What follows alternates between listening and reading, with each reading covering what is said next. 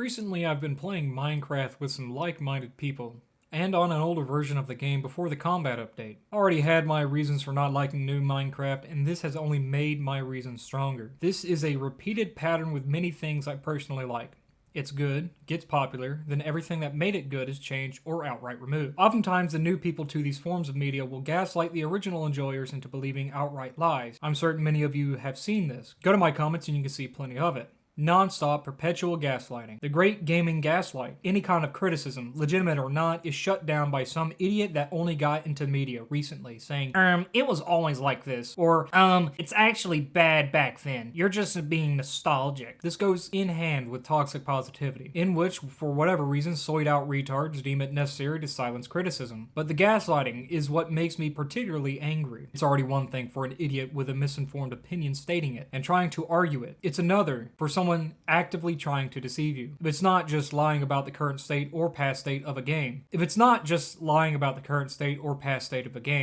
them saying, it's just not for you, Chad. Like it's an actual argument. Obviously, most of this is coming from people with little critical thinking skills, but it's annoying to even have that in mind. The level of audacity to try and lie to someone who has seen this shit long before they got into it is infuriating. It's the drone's inherent desire to uphold the status quo by any means necessary, to shut down anything that would threaten it. If they have to perform mental gymnastics to do so, they will. There's plenty of examples of the gaslighting and invalidation of criticism. Minecraft is victim to this with every update. Almost every update to this game adds nothing but bloat and bugs, introducing increasingly worsening performance, even more so on Bedrock, where it's borderline unplayable. In my opinion, the last good update was the Nether update. At least by that point, every dimension was fleshed out with more reasons to explore them. It felt like alien dimensions with their own ecosystems and in-game mechanics. Now it feels like every update after this is nothing but cosmetic useless shit that just makes the game run and look worse. Like, really tell me the Sniffer is a justifiable addition to the game. The mob that does nothing but find seeds for flowers that do nothing. No new crops that do anything, no new potion ingredients, just flowers that look nice. For every one good thing an update adds, there's several things that ruin it. My biggest issue aside from ruining performance is that all these bloat items flood your inventory with useless shit you're never going to use. It's annoying to have to filter through multiple blocks that look the same, or different decorative items that are completely useless. Really, who asked for leaves on the ground that can flood your inventory? This is also ignoring the stupid balance changes they make. The whole point of the Village and Pillage update was to make villagers actually something worth investing in. Now they're essentially mandatory to progress anywhere since strip mining for diamonds has become far less effective. Instead of keeping this consistent though, the developers for the last several updates have changed villager trading, especially trading with librarians. It's stupid shit like this that makes me hate new Minecraft. And when a bunch of new fags that either never played the older versions or never played Minecraft at all try and tell me that the old versions weren't that good and that I'm just being a nostalgic chud, I get rightfully angry. There is a reason there's now an entire genre of Minecraft videos talking about and playing old versions of the game. These versions are far more simplistic in a way that allows for more freedom, over forcing the player to play by the developer's predetermined path of bloat. Then we have Team Fortress 2. You'll notice a pattern with these people where they confuse all content with being good content, or updates in and of themselves are always a good thing.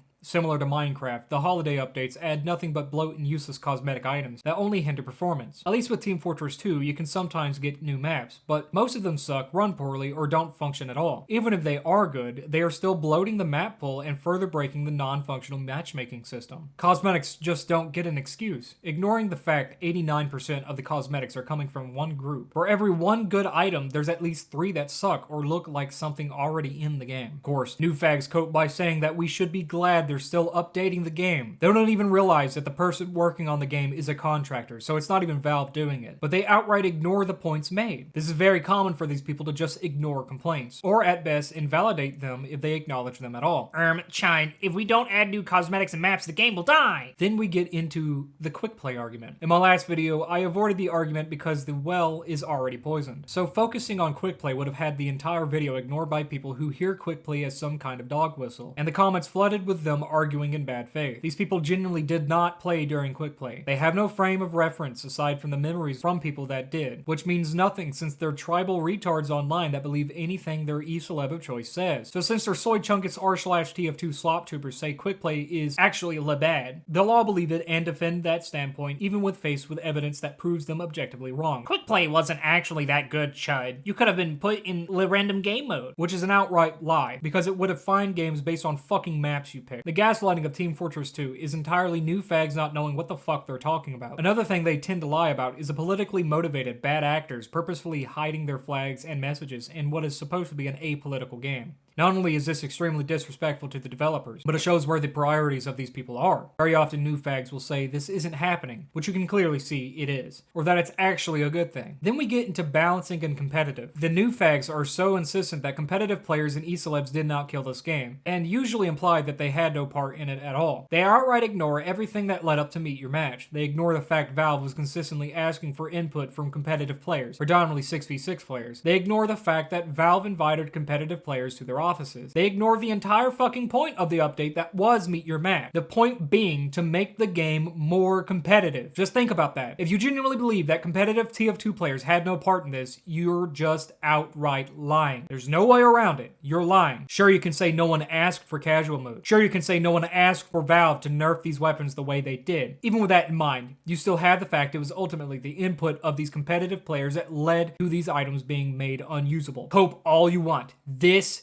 is fact. These weapons were banned in their own safe space servers because they did not fit inside their arbitrary meta, and Valve ran with the excuses as to why they were banned. As a side rant, I just want to argue these dumbass reasons for some of the weapons. The base jumper was banned because Soldier could stay in the air for prolonged periods, making Scout, Soldier, and Demoman useless against him. First off, Sniper would be the perfect counter. A target in the air is an easy shot for a sniper. Even if he misses the headshot, 150 damage is enough to force the soldier down. This stupid comp fag argument against the original base jumper is also made even dumber if we consider the fact the soldier using it has to rocket jump to utilize, meaning he either has to use the rocket jumper and rely entirely on his melee weapon, or consistently trade health to stay in the air. Then we have the gloves of running urgently. Banned and competitive because it let heavy get to mid too fast. Their argument was, and still is, retarded. Oh, the big slow mid-range class is on point? If only there were 3 classes designed for picking off specific targets. Seriously, if a heavy is giving you trouble, a sniper, spy, or a good scout can effectively shut him down. Acting as if heavy is magically a major threat at mid is not only just fucking wrong in the normal game, but even more so in a space that's supposed to be higher in skill. The last weapon I want to mention is a flying guillotine. Nerfed because Scout could throw a projectile into a choke point. An actual non-argument. So what if Scout can do that? So can Soldier and Demoman, and the projectiles have blast radius. Even if we want to entertain this stupid fucking argument, it's still nothing because Scout is a pick class, a class designed for flanking and picking off lone targets. The original Sandman and Cleaver were designed as pick weapons that required extreme skill and practice to use, as in you could kill one target at medium range. Acting as if the pick class picking off a single target is somehow meta breaking is stupid. It shows how comp fags play an entirely different game even today. Side rant over. There's plenty of other games where this gaslighting is Sonic, Call of Duty, Overwatch, Fallout, Halo. The industry as a whole has a dedicated legion of shills who will gaslight, deny evidence, and silence criticism at every point they can. Not even just with video games. Things like the SCP, the Backrooms, or whatever garbage, horror garbage online will have these same people. It's to the point I'm convinced most of it is bots, especially since many of them do not engage with anything actually said. Even with this in mind, never stop pointing out the poor state of the gaming industry. Get loud. Being quiet will do nothing to fix it, and it's exactly what the goal of these shills is, to uphold the status quo.